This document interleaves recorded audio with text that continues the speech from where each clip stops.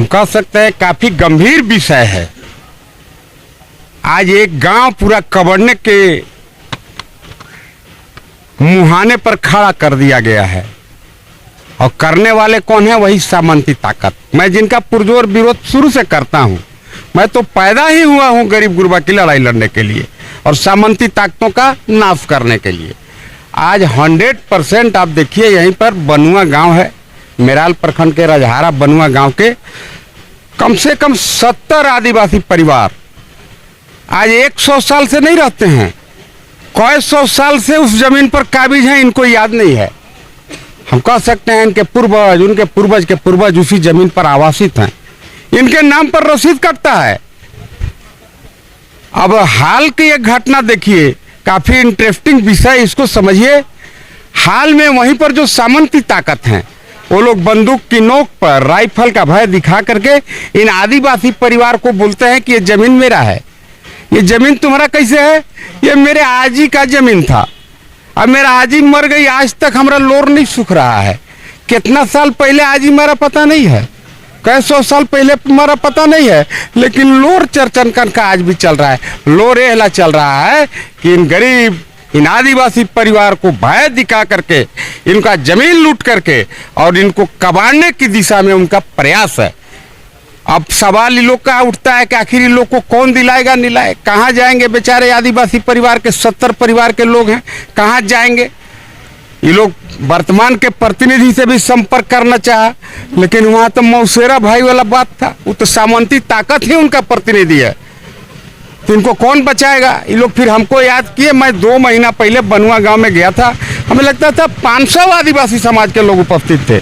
सबों ने एक स्वर में कहा कि यह जमीन हम लोग का है, और आज तक कोई भी इस जमीन पर दावा नहीं करने आया। लेकिन पता नहीं अब जब से भैया जी प्रतिनिधि बने हैं, विधायक बने हैं, मंत्री बने हैं, कैसे इन लोग को सुन के पता चल जाता है कि वहाँ गरीब रहता है, वहाँ दलित रहता है, वहाँ आदिवासी रहता है, चलो उसका जमीन लूट लिया जाए। इसी तर्ज पर इस गांव को भी कबाड़ने का पूरा पुरजोर उनके तरफ से प्रयास किया जा रहा है।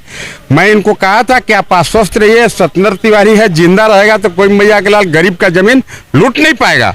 लेकिन मैं भी बीच में अस्वस्थ था, डीसी साहब से बात किया, एसपी साहब से बात किया, और ये लोग आवेदन लेकर के अभी आए थे, डीसी साहब से मिले भी।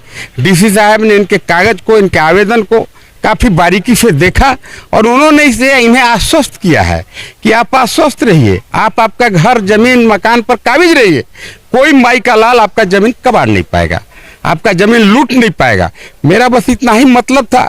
डीसी साहब ने आश्वासन दिया, और जो लोग राइफल दिखाते हैं सामंती ताकत, संजोग से वहीं पर एसपी साहब थे, एसपी साहब को भी मैंने कहा, एसपी साहब ने within no time, within 0 time तत्क्षण हम कह सकते हैं, एसपी साहब ने भी एक्शन लिया।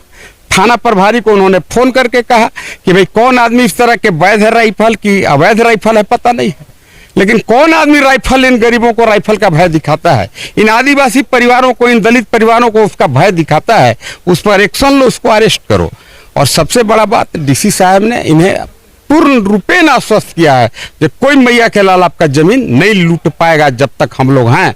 देखिए, डीसी साहब, एसपी साहब अनडाउटली काफी संवेदनशील पदाधिकारी हैं, लेकिन क्या करिएगा, सरकार का जैसा नीति है उसी के अनुसार पदाधिकारी को काम करना है। जो रक्षक है वही भक्षक बना हुआ है। आज तो ये काम करना चाहिए था यहाँ के ठाकुर को, गरीब का वोट ठग करके विधायक तो बनिए गया, मंत्री वो बन गया। चलिए मंत्री बन गया, उसको सुभान भगवान भला करे, उसका और दिन डबल मंत्री बन जाए, इतना रुपया लूट ले कि अनपछ होके मुँह जाए, उस पर हम नहीं जा रहे हैं। हमारा कहना है कि भाई विधायक का ही काम था इन आदिवासी दलित गरीबों को न्याय दिलाने का काम था, लेकिन उसका कोई मतलब नहीं है। अभी कुछ दिन पहले आप नहीं देखा होगा, ये बाहर से नचनिया मंगा कर भी जोरदार नाच कराया 3 दिन, अब गाँव गाँव दारू बंटवा दिया, कहा कि अब दारू का दिक्कत नहीं है, चूंकि हम खुद दारुओं के मंत्री हो गए। पहले पानी के मंत्री थे, अब दारू के मंत्री हो गए। दोनों खजर खजर के पिया रहे हैं पब्लिक के, कैसे ठग के फिर वोट ले लेंगे। इस गरीब से उनका कोई लेना देना नहीं है। अभी आप ही देखे होंगे 22 दिन तक एक आदमी यहीं पर बेचारा अनशन पर बैठा हुआ था, वो न्याय का गुहार लगा रहा था। अभी अनशन हमारा संवैधानिक अधिकार है।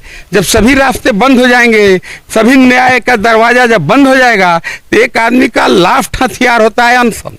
आज महात्मा गांधी को ऊपर से आत्मा कचोटता होगा। आज उस अनशन का भी मजाक वर्तमान के जनप्रतिनिधि ने, हम कह सकते हैं कि उसका भी मजाक उड़ाने का काम किया। 22 दिन एक आदमी अनशन पर रह गया, मंत्री जी को उससे जाके मिलने का फुर्सत तक नहीं हुआ। कल मैं जाकर के उनका अनशन तोड़वाया। ये भैंस के आगे बिन बगैबा भैंस जो है से बैठ के पगुरा रहा है के अनशन कर रहा है, कौन मुंह रहा है उनको पता है।